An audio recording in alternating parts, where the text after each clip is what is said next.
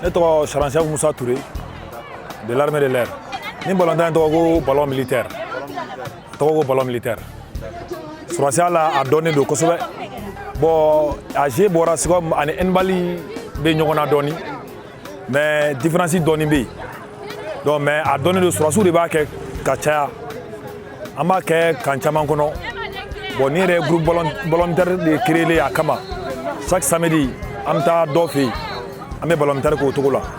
Bon la compétition do kera armée malien kono ñinandi. Sur la compétition bi wasro o kera mena mais si ça ni a valorisera internationalement quoi. Fédération bala.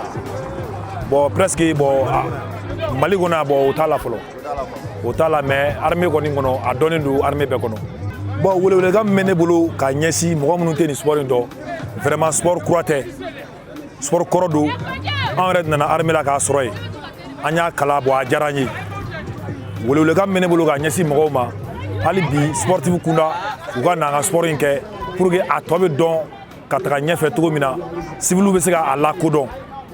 Wodi ne ga wole mo na da ka ñesi mo ma.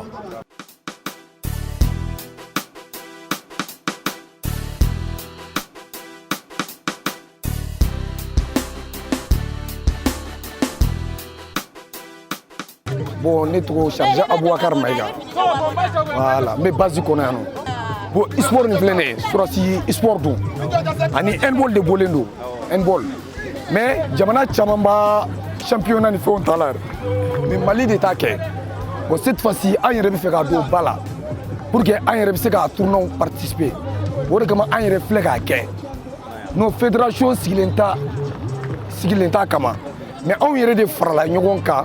An surasiw de farala ɲɔgɔn kan k'an ka groupe sigi a kama ni maa min ka denguni bɛ yen an bɛ wuli an bɛ taa jouer ni maa min ka furusiri bɛ yen an bɛ wuli an bɛ taa jouer fo ka na sa an yɛrɛ y'a kɛ chaque samedi an bɛ taa bɔ don ye an bɛ taa jouer non bon handball foot ani ballon militaire foot kelen tɛ parce que na i bɛ ni ballon b'a tigi bolo i bɛ se k'a paron tant que a m'a bila foot tɛ quoi bon handball la tant que i ye foot kɛ a tigi la ala ye ballon minɛ tan u b'a fiyɛ mais en fait tant que i ma ballon bila duguma a tɛ fiyɛ quoi bon nin fana na 3 pas de don mais nin na n'i ye 3 pas règle ta dɔrɔn a bɛ komi i marchera i bɛ 2 pas de ta nin na 2 pas de bɛ ta 3e pas i bɛ wuli quoi bon an ta la portée ta la marché de b'an ta la marché bi handball la cogo min na marché bi nin fana na o cogoya de la sinon portée ta anw ta la quoi bon nin nombre de jeux ka taa 10 la fo 50 a bɛɛ bɛ se ka jouer terrain kɔnɔ souvent an yɛrɛ bɛ jouer 50-50 terrain yɛrɛ kɔnɔ an bɛ se ka jouer 50-50